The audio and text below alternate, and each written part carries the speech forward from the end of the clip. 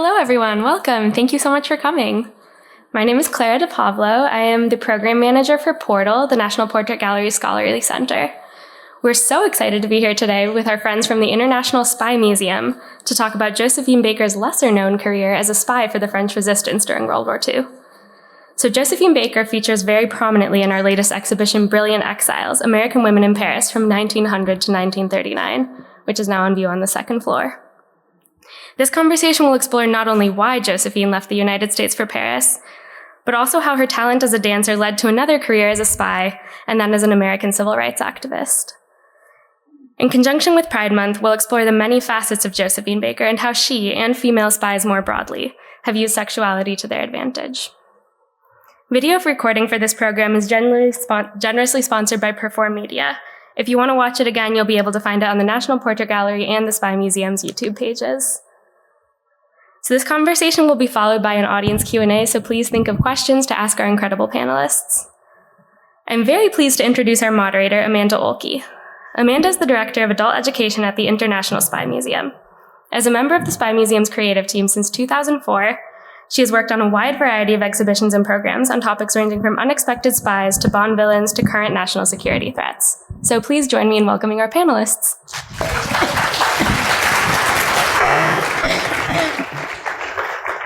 Thank you so much, Clara. I am so pleased to be here in support of Brilliant Exiles. It is truly a brilliant show. I've been through it several times, just recently with Jonna and Dexter. It is very, very amazing.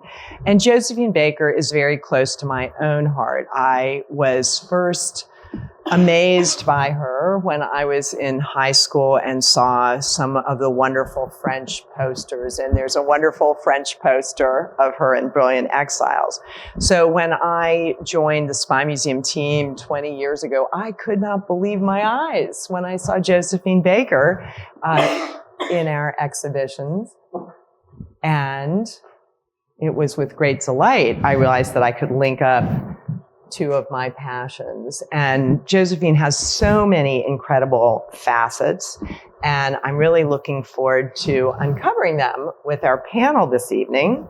We have three amazing experts. Robyn Asleson is curator of prints and drawings at the National Portrait Gallery, where her exhibitions and publications focus on transatlantic cross-currents in the history of art, women as cultural agents, and the relationship between portraiture and the performing arts. Her most recent exhibition, Brilliant Exiles, American Women in Paris, 1900 to 1939, is on view at the National Portrait Gallery through February 23rd, 2025. But we're not going to wait. Do not wait. You're going to go see it as soon as you can if you haven't already. Dexter Ingram is a counterterrorism, counter weapons of mass destruction, and counter-violent extremist strategist. His assignments have included serving as director of the Office of Countering Violent Extremism, acting director to the Special Presidential Envoy for the Global Coalition to Defeat ISIS, senior CT advisor to Interpol in Lyon, France, senior political advisor in Helmand, Afghanistan, and deputy director of the State Department's Preventing WMD Terrorism Office. When he is not saving the world, Dexter is curating his private spy collection, which includes historical CIA, KGB, Stasi, OSS, SOE, and French resistance real-life gadgets. And you'll see some images of his Josephine Baker memorabilia collection on screen this evening. And then my lovely coughing, dear friend. Nope, she's good now. Jonna Mendez is a former CIA chief of disguise. Her career, for which she earned the CIA's Intelligence Commendation Medal, included operational disguise responsibilities in the most hostile theaters of the Cold War and the Oval Office. with her late husband, Tony Mendez, she is the best-selling co-author of Argo, The Moscow Rules, and Spy Dust. Her newest book, In True Face, A Woman's Life in the CIA Unmasked, just came out in March, and it recounts not only the drama of Mendez's high-stakes work, but also the grace and grit, she has a lot of both, that it took for her to navigate a world where women were denied respect and opportunity. Now, and both Jonna and Dexter are Spy Museum Advisory Board members, so they love museums as well. So an amazing, amazing panel. But the first question is for the woman that brings us here with her amazing show, Robyn. Can you tell us a bit about how Josephine Baker ended up in Paris and the relationship that she developed with France? Yes, I can. So many of you will know some of this already, but Josephine Baker was from St. Louis. And she grew up in dire conditions and realized that performance was going to be her ticket out of a very impoverished background. And she was a chorus girl in all black revues, and realized that if she attracted attention by being funny, she got a lot of laughs from the audience. And this was a way of really standing out. And so she very early on figured out how to attract attention to herself by clowning. She's very funny. Her opportunity came to leave the United States when a white woman, was interested in creating an all-black revue for Paris. She saw that there was a vogue for African-American music and dance in Paris, and she was going to bring all these dancers and singers over. And she asked a few other women who said no, but Josephine Baker, a 19-year-old, very ambitious, very willing to take risks, she said yes. And so she went to Paris, just 19 years old, just not very well known at all, chorus girl. And she overnight became a huge success in this all-black revue, in which she combined her gift for comedy. She was hilariously funny. She would cross her eyes and roll her eyes and knock her knees together and do all kinds of things to get the audience laughing. But she also performed in a very kind of openly erotic way, which the French found compelling. And so we have here some of these images of her in the famous banana skirt. This is an example of how she, although she was being obviously hypersexualized, dancing in very low clothing, she was also making fun of this, saying, this is not reality. This is not really me. So she was a huge success in Paris for about 10 years, toast of the town. We'll get into more detail about that later. But in 1935, she finally accepted an invitation to appear in New York at the Ziegfeld Follies. And she'd been rejecting all of these invitations for 10 years because she remembered the segregation, she remembered the violence, and she didn't want to go back. But this was almost too good to be true. So she went, and it was everything she feared. She could not check into any hotel. She was turned away every single time, could not go to restaurants because of segregation laws. She was this huge star in France, and she was treated so poorly in the United States. The reviews of her show were lackluster, and it was awful. And then she finally, after 1936, returns to Paris. I think we have a slide of that. And it's night and day. She's greeted, she gets off the train, and the platform is mobbed with fans. They have flowers, they're taking photographs, the reporters. The director of the Folies Bergère says, "It's our 50th anniversary. We're going to do a whole show around you as the star." So it was just like night and day. And that was the moment, I think, when she realized, France is my real home. This is where I was made to be Josephine Baker. I could never have been this person if I'd stayed in the United States. And this poster advertises that show at the Folies Bergère that, she was the big star of. So I think she developed this relationship with the French. There's also a song she became famous for, J'ai deux amours, which means I have two loves. Paris, my home is the United States, but I love Paris. But after that trip in 1936, she started being interviewed saying, I have one love, and it's France. And I don't blame her the way she was treated. And then through the war, she did a lot of work for the French people. She handed out rations, and we're going to hear a lot more about what she did that wasn't so highly publicized until recently, with a book that was published last year or the year before about her espionage career. So that's it in a nutshell, how she got to Paris and why she loved France so much. So, touching upon the espionage, Jonna, can you tell us a little bit about how you first learned about Josephine Baker's career as a spy? I think I was familiar with her name and broadly that she had done some work during the Second World War. But it really wasn't until we built out the first spy museum, the very first one, down just across the street from this portrait gallery. Mm-hmm. And we had the exquisite life-size picture of Josephine in her banana skirt. And that's all she was in. It was a memorable image that I kind of did a little bit of exploring and began to understand more about who she was. But it was after that I was in Paris on some trip with my cameras. I was just doing some photography, walking by the Luxembourg Gardens, and I found on the big iron fence, huge picture of Josephine Baker in a military uniform, and it was all in French, so I couldn't really understand what it was. But that's what sparked my interest in what did that mean? What had she done? What was that uniform? When was that picture taken? And started exploring her career in a lot more detail. Just a slight follow-up. Do you feel like other people that you had worked with at the CIA were aware of her? I don't think that she was really on top of mind of anybody at the intelligence agencies. We are notoriously poor at looking back. We're always looking forward. What's coming? What's happening? What do we need to get ready for? What kind of information do we need to collect? We don't spend a lot of time looking at our history. So I don't think that was there.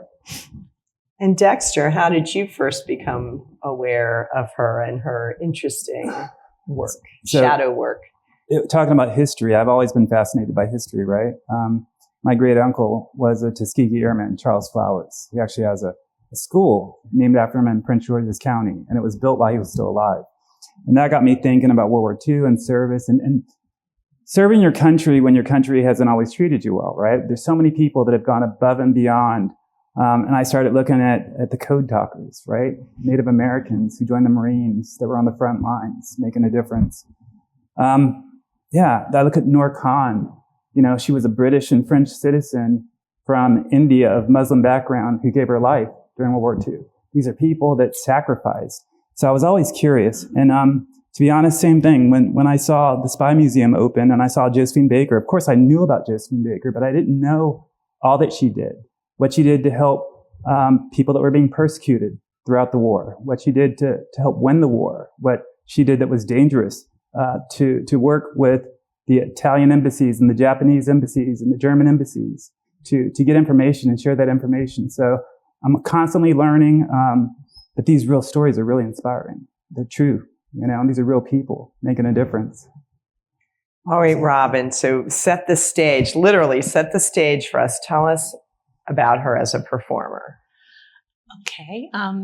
Well, as you can see here, she was really had this incredible bodily intelligence. She knew how to use her body in many different ways for comic effect. As you see on the far left, she was always being described as knocking her knees together, rolling her eyes, doing all these wacky things.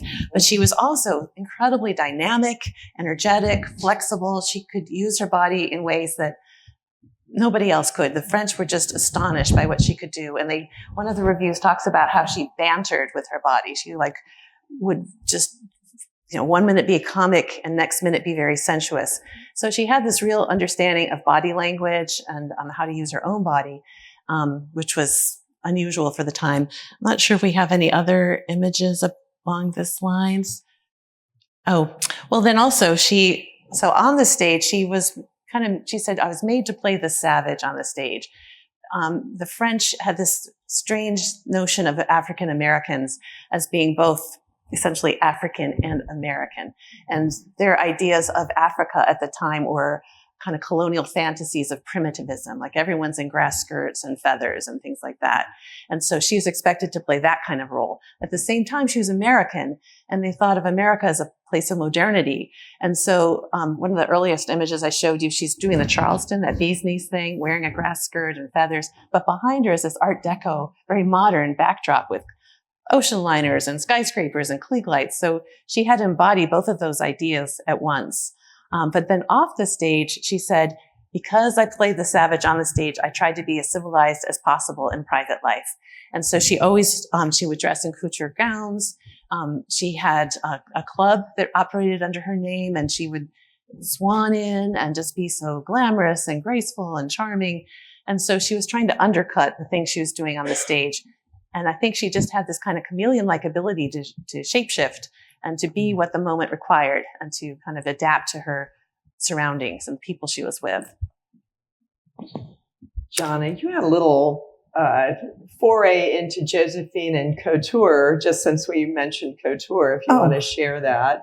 This is really interesting. This is so fresh that we're not sure of some of the details, but I went with friends this morning to Nordstrom's because Dior was doing this incredible makeup thing.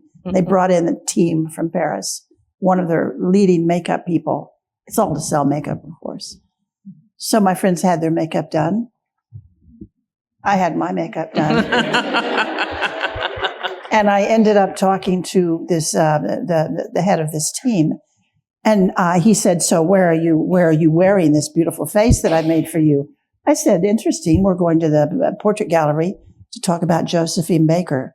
Well, he was African-American, and he just kind of stood up taller, and he was very interested to hear that. He said, now this is Dior makeup. He said, you know then, of course, that Dior was making clothes for Josephine. I said, I've never heard that. He said there was a time, and he didn't say when, so this is tricky, when she would have difficulty getting the kind of couture gowns that she wanted. And he said, in the Dior archives in Paris are sketches of the gowns that he made for her. And I just thought that was such an odd thing to learn, as they're powdering me. I feel like Robyn's got to get a loan of those sketches for a show. So it'd be fun to track that down. All right. So we're used to spies lurking in the shadows. We always talk about nothing is what it seems. They're trying not to stand out. Your husband would always talk about being the little gray man, really fading away. But this is not hiding in the shadows. This is a world-renowned glamorous star. So could you two members of the intelligence world, Dexter and Jonna, could you comment on how she might have used her celebrity to her advantage, and how did star power make her a good spy? Well, to open that can of worms, I would say that women in the workplace, no matter where you are, whether you're in Paris or New York, or whether you're working for the CIA or the French Security Service, women have always been kind of put down and kept down because they're women. This new book that I've written about being a woman in the CIA, where we were not treated all that well, was nothing more, I think, than a reflection of how women were treated in the workplace broadly. Josephine, she wasn't, I think she had that probably just enormously more difficult for her as a woman, but as an African-American woman in the United States.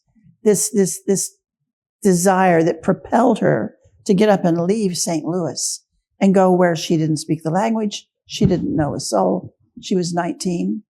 I would just point out, because it's on my mind this morning, that I left Wichita, Kansas to go to Europe, to go to Germany when I was 19.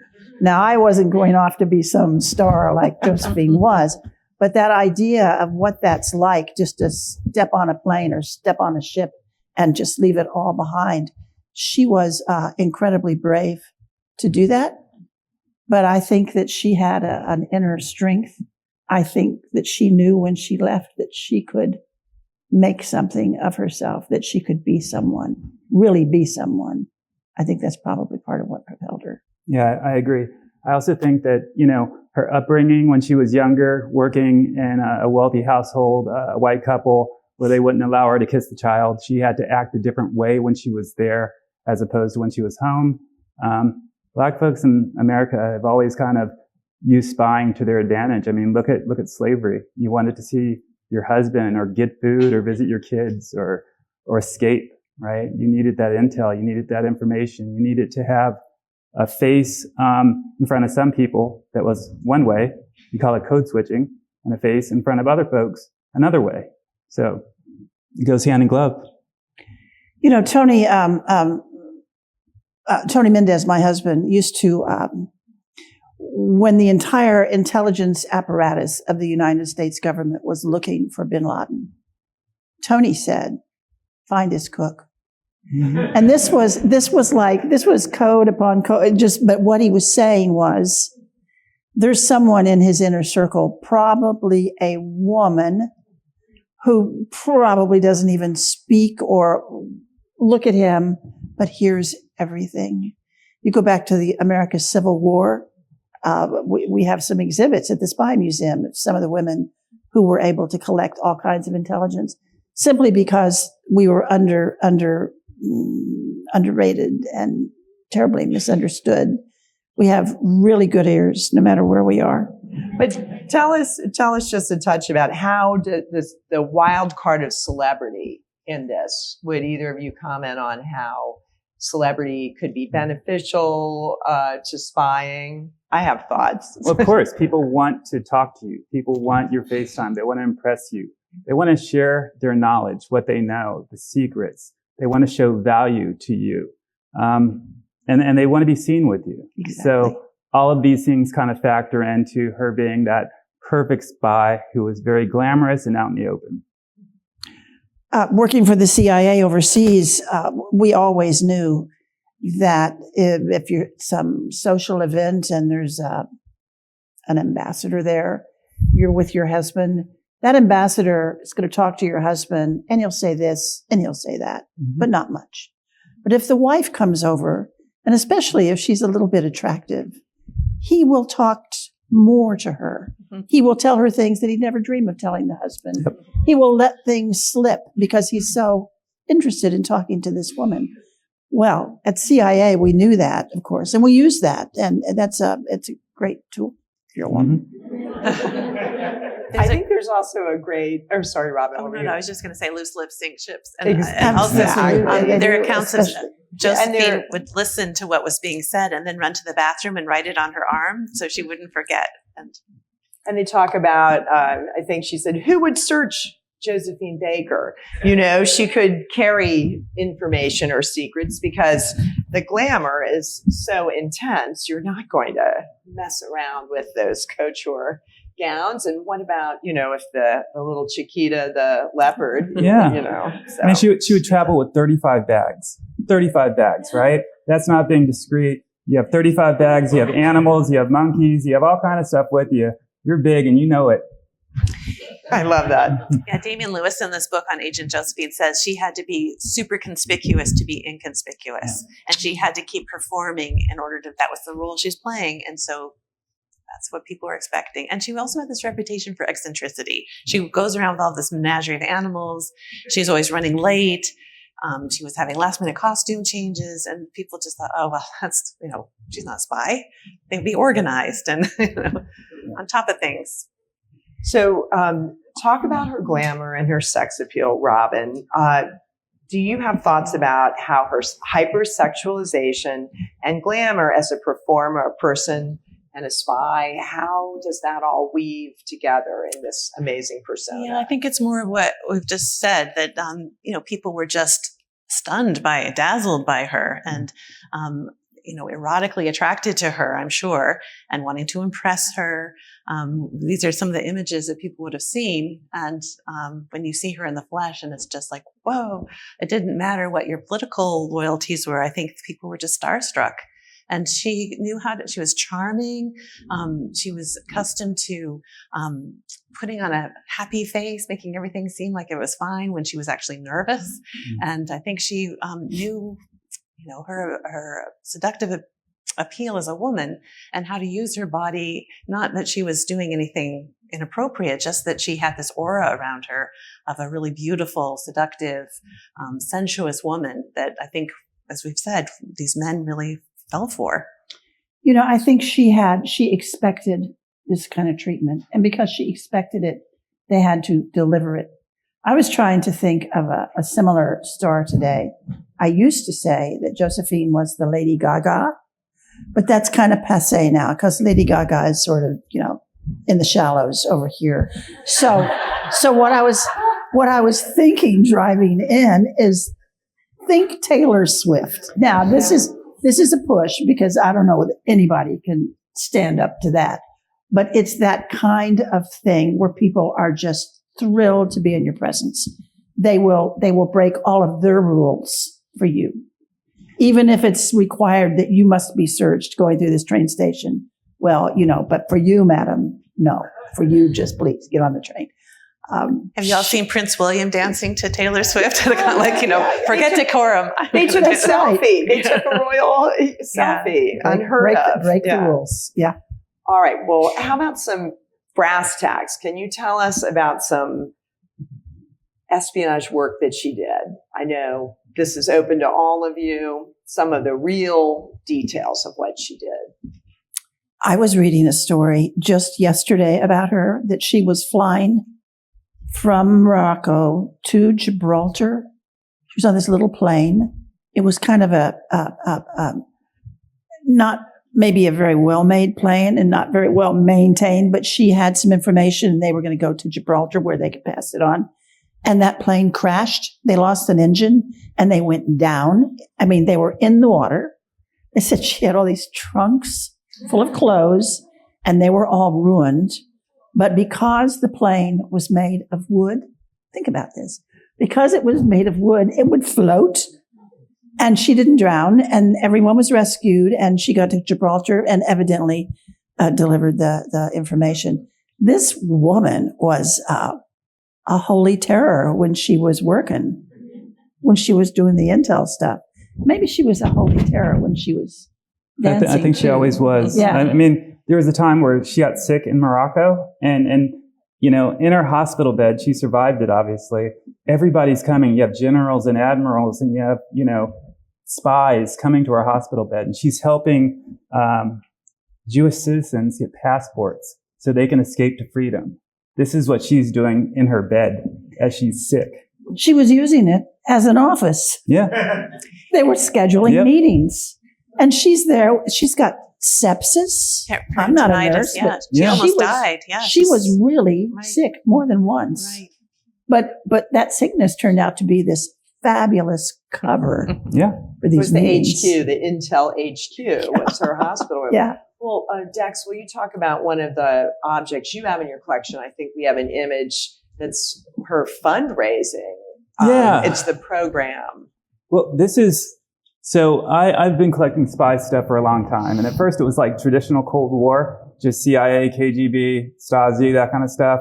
And then as you go back in time and look at World War II and the history behind some of the inventions, especially escape and evasion items or communication items, it gets really, really inventive. This right here, though, is a program of Josephine Baker performing in Tunis in 1943 to raise money for the French resistance. So it's sponsored by Charles de Gaulle. It has the Cross de Lorraine on the front of it. And it's one of those things that I saw in an auction and I was like, they don't know what they have. It was an entertainment auction and they just didn't connect the dots, the pieces that made it valuable to me especially. I mean, Josephine Baker in general, yes, I want that. Josephine Baker, French resistance, absolutely, I want that. So very lucky to get this. I've been collecting spy gadgets for 30 years and I've got well over 1,000. But this is one of my pride and joy right here. It really speaks to me. I couldn't believe it when I saw it at your house. Yeah. I was, gosh. Pure luck. Gosh. But you gotta know kind of that something special, that requires the history, that requires the research, that requires, just kind of understanding where those pieces are coming. Whether it's in Jonna's previous life as chief of disguise or in my current world as a diplomat, you see things and put pieces together where everybody doesn't always see that. Sometimes it saves lives. Sometimes it gets you a cool gadget. Well, are there any other spy stories you want to share, or any other details? I'm just thinking about the sheet music. Where they transcribed all kinds of top secret information in invisible ink on her sheet music, and then she was able to carry it. I think it was to Lisbon, and then it went from there to London, and so she kept going back and forth to Lisbon, as I understand, with sheet music, or with little bits of paper glued or safety pinned to her bra, when little bits of information that nobody would search for. So yeah. We do a program and we ask people, do you think she smuggled things in her sheet music or in her underwear? And the answer is both. Yeah. She would also, given the right circumstances, she would just decide that she would have a concert or a show. She would do a special show in a particular place where they needed to go there and to gather some information. So she'd send the trunks ahead and send her PR guy ahead and book a hall. She had that capability of actually going to places that nobody else really could go to. Mm-hmm. We had a quote from one of her colleagues who, when she came back to Paris after the war, said, "Thank you for saving Paris for us, Josephine." Wow. So that is how significant her work was. So, all right, panel. She received many honors, many medals. Robyn sent us this incredible list of the medals she received. And in 2021, she was reinterred in the French Pantheon. So what's her legacy? What do you think her legacy is? Medals. I mean, I personally think, a resilient, strong woman who could reinvent herself many times. I look at somebody who saw racism in the U.S. and then, during World War II, when the Nazis were invading France, she knew what the Nazis stood for, and she saw what they were doing to Jewish people. She saw actually that the Nazis got a lot of their tactics and laws and rules from watching what happened in America, and how during Jim Crow, America legalized the treatment of African Americans to basically be subservient, and they implemented that. And I think number one, she loved France. Number two, she didn't like what the Nazis stood for. And she just was a selfless person. I mean, I really look at her life and I look at the kids she adopted at the end of her life. The things she did were for others. Yeah, she got a lot out of that, but the service piece out of it is real. And a lot of that's behind the scenes. You don't always see it. The life that she built in France, her real life, never mind the espionage, but she could have a fabulous house. She could have a number of husbands. She could have, a dozen children. Yep. She had a family. She had a country that loved her, and she loved it back. She built this thing. She had to go to France to build it. She couldn't build it here in the States. It's a story we all have heard so many times from so many different people, but Josephine wouldn't accept the status quo and set out to fix it. And boy, did she. She fixed it on so many levels, working with the resistance probably being the top tier, but must have been hugely satisfying to her to be able to do what she did. Well, I was thinking about when she attended the March for Jobs and Freedom in Washington in 1963, and she addressed the crowd at length, and she talked about going to the United States in 1935, 36, and how she couldn't get it. She said, in Europe, I've been to the houses of presidents and the palaces of kings and queens. And in the United States, I couldn't get a cup of coffee in a hotel. And that made me mad. And I just think, you have to be careful when you push people too far. You're going to create the tension, the friction that makes them want to make a change. And I think she says that I used to do all this for myself, but after that trip, I realized I had to do things for others. And I think that really galvanized all of her activism, was just being treated so poorly in her own country. So yeah, I think she's really made a lot out of a little. She was an incredibly talented woman, but nobody gave her anything. She worked for everything she got, and she took the risks that enabled her to do things. It wasn't easy. Yeah, and she was never a victim. That's the great thing. Yeah. Too many people go, oh, this happened to me, it's not fair. She said, let me find another way to get things done that I need to do. Yeah. And that's important. Mm-hmm. Well, I think we can open it up to audience questions. I think there's mics coming, or a standing mic. Oh, see. Yeah, if anybody has any questions.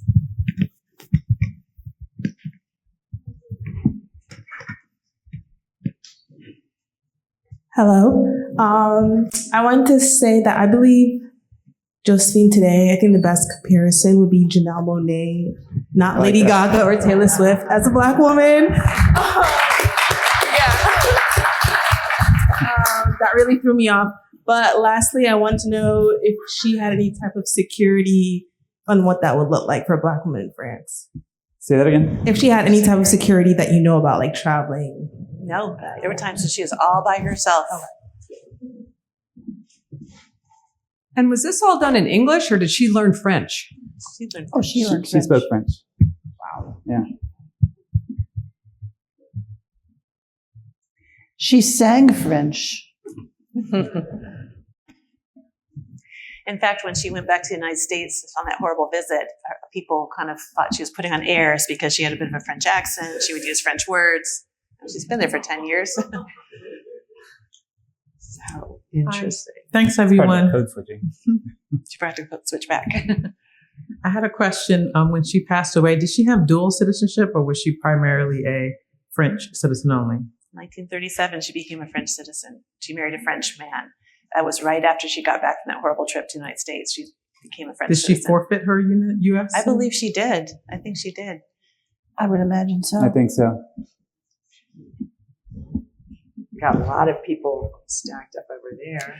I'm curious about the book that's going to be coming out, what that's called, and what was the security apparatus she was involved in? Was she kind of a roving spy, or did she work specifically for like the French security services, or what was that arrangement? It was a French security service. They called them honorable correspondents. Such a funny name for a spy. So French to do that. It is very. She was an honorable correspondent. She worked for the second bureau, the espionage piece of what was left of the French government. Yeah. So it's very formal. And were you asking about Jonna's book or about the Damian Lewis book? I thought you asked about it. Yeah, it's here. It is out in hardcover and in paperback, and it's a wonderful read. Damian Lewis, Agent Josephine. This is the paperback. The hardback looks entirely different. But the pages inside are all the same. And we're not selling Damian's book, but are we? Maybe we are. Oh, at the Spy Museum. Yeah, you can get it at the Spy Museum, among other places, or Amazon, or whatever. But it's a great book. And Jonna's book. And my book, which is everywhere. The title. In True Face. In True Face, which means kind of without a disguise. Like with all this Dior on me, I am not in True Face today. But if you don't know, Jonna was in the White House Oval Office briefing the president. And after she was done briefing him, she said, "Sir, by the way, I'm wearing a mask." And he said, "There's no way that's a mask." And he has her stand up, and he looks at her neck, he looks at her eyes, and he looks at her nose and mouth. He says, "There's no way." And she does the Mission Impossible. True story. They should call that move, which they call it the Tom Cruise move, they should call it the Jonna Mendez move. Yeah. There it is. Could you talk more about her upbringing and how she grew up to maybe give more context into how she became as brave as she was? Well, her mom always wanted to be a performer, but she couldn't. Her dad left when she was really, really young. When she was 12, she was taking care of other people's kids. Like I said, she wasn't treated as part of the family, and I see this in war sometimes, other folks are treated, less than, because they're perceived as less than human to a certain extent. And that's how she was seen in these other households. Obviously she didn't like it. She's a human. She has a lot of spirit, personality. So she went to, take advantage of that somewhere else. So she got married twice by the time she was 16, which speaks, I think, to her family situation and how that could even happen. I think it was her second husband, where she took the name Baker. Yep. But I mean, that's coming out of a rough and tough youth. Married the first time when she was 13. But then she started getting parts in reviews, small reviews, and she kept pushing to get into a review called Shuffle Along, and that's where she really became this comic chorus girl, they called her. She had a particular part written for her eventually when it was so clear that she was making the audience laugh, and then from there she got the job in Paris. Yeah, but she didn't like the stereotypical kind of blackface type of shows that a lot of people were doing. That didn't speak to her. But the comedy piece she got to own. That she took back her power in that piece, right? When you can make people laugh, that's special. So, right when you just think of the titles of the shows, to go from Shuffle Along and this arc and then end up in Paris at the Folies Bergère as the starring person of the evening, and all of France trying to get in to see you. I think that was something. I think you told a fascinating story about the nudity and the desire for the performers to have less clothing and how that elevated her. Am I remembering that correctly? Am I remembering that she was willing to wear less and be more bold, and that she was totally comfortable in her body, and just she trained her body to get to do what it could do and look the way it looked. It wasn't like, I just can do this naturally. The audience all thought it was all natural, and this is part of this sort of primitivism that they had a theory about. But it was hard. In 10,000 hours, it was all this training she'd done. But then what happened was other African-American performers came over and they were expected to do the same thing, perform with very little clothing, and they refused. And she really tried to get away from that as well. That was how she got a foot in the door. And then but immediately she was saying, this is just silly. And these stereotypes are ridiculous. So again, the humor to undercut the projection that's being imposed on you. Yeah, it's making you successful, but maybe not a good feeling. No, and she started a club in her name. She did lots of things to kind of push back against what she was doing on stage, and to change the kinds of roles she played too. And I realize we've been rude to this side. Sorry.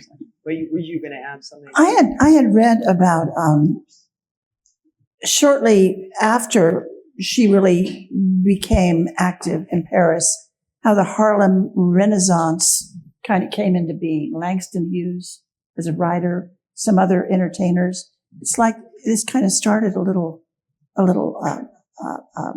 group of people that were enthusiastically received in Paris after Josephine. All right, sorry to this side of the room. I was going to ask, either when she was performing in America or under the collaborationist government in France, was she restricted in what she could perform due to either racial prejudice or like more conservative mores around sexuality? She couldn't perform in certain places just because she was black, right? In America, she couldn't eat in certain restaurants, couldn't go in certain restrooms or drink from certain water fountains because of the color of her skin. She was allowed to perform. The crowds were segregated. That's not something she liked. She didn't appreciate that, and she wouldn't stand for it. So I'll let you add to that. But once the Nazis occupied Paris, she could not perform. She couldn't be on stage. Her livelihood was cut off at the knees. Jews could not perform. African Americans could not perform. I mean, it was personal. And so the traveling to all these places, Brazil and all these other places she performed, there she could perform, and she needed the money because she had no income coming from France at that point. Thank you. another from this side. Not dissimilar to Josephine's issue of getting her cup of coffee, how do you think that we in today's workforce can push to make changes for acceptance of women's strengths in the intelligence community or in the STEM fields in general? How much time do you have? I think it's happening. It's not happening as fast as anybody wants it to, but I think it is happening, and not just in intelligence, but across this country. Women are stepping up and speaking out, and just a small piece of it. When I was working at CIA, the husbands would get overseas assignments. The wives of these CIA officers were expected to drop whatever their life had them doing and go with the husbands. These wives were starting to all be working wives. That meant they were asking their wives to quit the job and come with me to Brussels. And the wife would generally pick up a job somewhere in Brussels, maybe as a secretary, while her husband's doing his job. They come back to the States. The husband gets promoted, and the wife has to go find a job and start over every time that happened. That's kind of the old way that it worked, not just at CIA, but as women came into the workforce. What happened to CIA is the women started saying, I will not do that. I will not go. Not just CIA. State Department had the very same rules. The U.S. military and their overseas assignments, you had expectations that the wives would accompany the husbands. And in the overseas role, probably have some cocktail parties and make some little this. And, that thing. Women started making enough money that they started some years ago saying, I won't do that. I won't go. I'll stay here with the kids, honey, and I'll keep my nice job. You go do that thing. It started falling apart some time ago. I can't say today because I am retired. But Dex, you're doing work Yeah, on cultivating. Dex, how's that going? Yeah. So for years I've been, I'm the first Black counterterrorism director at the State Department, right? That surprised me. In 2024, I was taken aback a little bit. And I thought we have to do more and be intentional on reaching out to underserved communities. That means going to places and talking to people who've never heard about language training or internships overseas or fellowships or diplomacy or intelligence, traveling, any of that. So we created a nonprofit, and we're intentional about reaching out to women, people of color. It's for everybody. It really is. But when I look at the numbers at the State Department and I see that 5% of the Counterterrorism Bureau is African American, but most of that secretaries, that's not acceptable to me, right? When I'm the most senior person, I'm not going to be that guy who says, I got mine, good luck. You got to lift people up with you, right? You got to train them, mentor them, talk to them, advise them, provide opportunity. So yeah, we're doing a lot, and it's encouraging. A lot's happened over the last year, but a lot more needs to be done. Thank you for that excellent question. Yeah. Back to this side. Thank you. A comment that will lead to a question, and it will be a quick comment. First, I want to say thank you for lifting up all of the elements, all of the wholeness of Josephine Baker. Oftentimes in retrospectives, they are focused on the performance aspect. What you all said in your comments has also lifted up the fact that she is a very brilliant, thoughtful and powerful woman. And so you made comments relative to her use of nudity and comedy, but those are powerful things, powerful tools. And when you are comfortable in your body enough to exhibit it in such a way and to control and perform it, that is really strength and power. And I think it is, and this leads to the question around recruiting. Why, in fact, did the French government, or how, in fact, did the French government recognize and see this in her that they recruited her? And then the second part is, does that ring true for you who have been recruited into service? How is that? What are the elements that brought about your own personal recruitment? So. Wow. Yeah. Yeah, there you go. I think when they brought Josephine on board, when the intelligence community brought her on board in France, I think it was something of an act of desperation. I don't think they knew what they had, what she could do, what she would do. I think they were discovering Josephine as things went along. And I think they were lucky that they allowed her to step on board and work with them. You? Yeah, 100%. I think they were lucky. I mean, the folks that wouldn't let her wear their clothes, even in France, that's a reality, right? Imagine you had a general out there who felt that way. Oh, she's not intelligent. She's not smart enough to get the job done. No, she'll make mistakes. She'll betray us. You know, you need a level of trust. You need a level of a vision. One of the great things that Jonna and Tony have done throughout their careers, being artists, they don't just, you know, in my field, I say we get so busy, we're shooting zombies every day, right? So we can't plan for the future as much as we want to. But Jonna and Tony, that's what they did. They are artists. They think about the impossible, those moonshots, right? Those big things. We need more of that. So, you know, I can tell you that I wasn't recruited. I fought to get to where I am. It was something that I saw, you know, it started when I was 16 and I saw Top Gun for the first time. I said, that sounds cool. I want to do that. And I made that happen, right? And then I said, you know, I want to study weapons of mass destruction. I was just curious about it, right? I was at a think tank doing work. 9/11 happened. You know, and then when you realize life's about people and you also pursue your passion, those two things are a winning combination because that causes you to get into positions where opportunities are presented because you're loving what you're doing, right? And I've been fortunate enough to be in those spots. I think I've had like 3 or 4 jobs that I said, if this is the end, I'm blessed, you know, and service piece and the selfless piece. You can't be that person who's like, me, or I deserve. You got to be about the team, connecting the dots with people, making real connections, not because of what they can do for you, but because they're human and they have a story. So that's my advice. I think a lot of women in my generation probably came up a little bit the same way I did. My mother was Southern, and one of the rules in our house was you kind of sidestep confrontation. You don't want to have an argument at the dinner table. You don't want to be unkind to people. So I absorbed all of this, and I kind of came out of that maybe a little more timid than a woman today would. And I took that sort of attitude into the workplace and discovered that it doesn't work in the workplace. You can't avoid confrontation. I developed a little personal philosophy that I never really talked about, but I mentioned it in the book, and that was don't curtsy, flex. I love that. And I don't mean reach out and grab things, but I mean don't take no for an answer.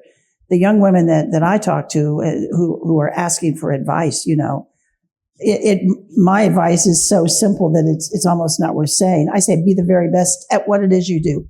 Be the best. Be the one they come to and ask the questions. If somebody walks in the room and says, I need someone, put your hand in the air before you even find out what they need. That's what women have to do. Because if you do it wrong, you get called all kinds of names. They don't call men, but they call women who are pushy and aggressive. You don't want to be pushy and aggressive, but you want to be there and you want to be on it. And eventually it lifts you up. You will be the best at what you do. That's what you want. And it's a path to success. So don't curtsy. And speak lots of languages. That's the intelligence. Yes. And travel everywhere so you know everything. Yeah. These things really work. Yeah. All right. Lovely patient that side of the room.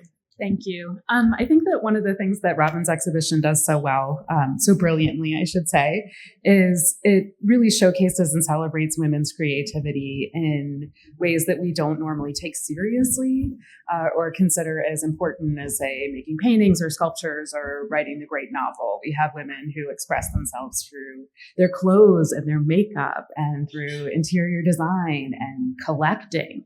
And so in the course of the conversation, I was thinking about the ways that spying could also involve creativity, especially hearing about some of our panelists' activities, not just in disguise, but also your collecting. So could you talk a little bit about that role that creativity plays in your espionage careers or interests?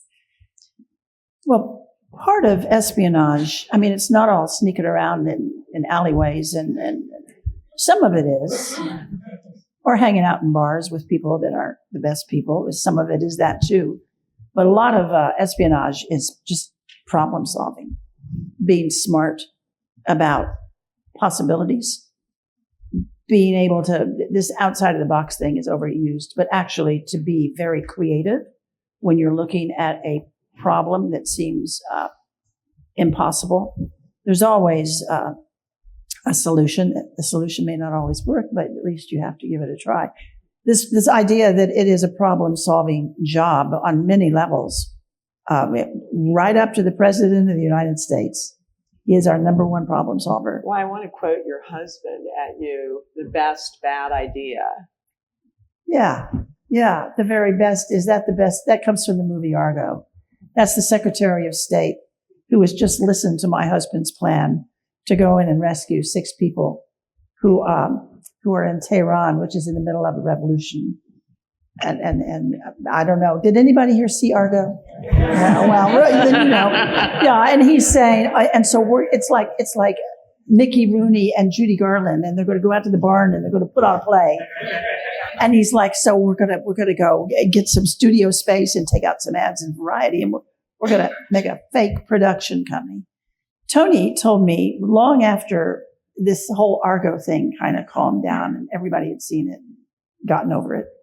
He said, the hardest part of Argo was not actually walking those people through the airport and getting them on the plane and getting them out of the country.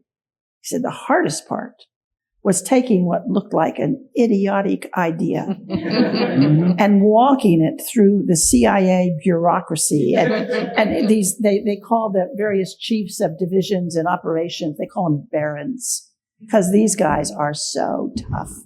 And to go into their offices and say, okay, just be calm. I'm going to tell you this idea.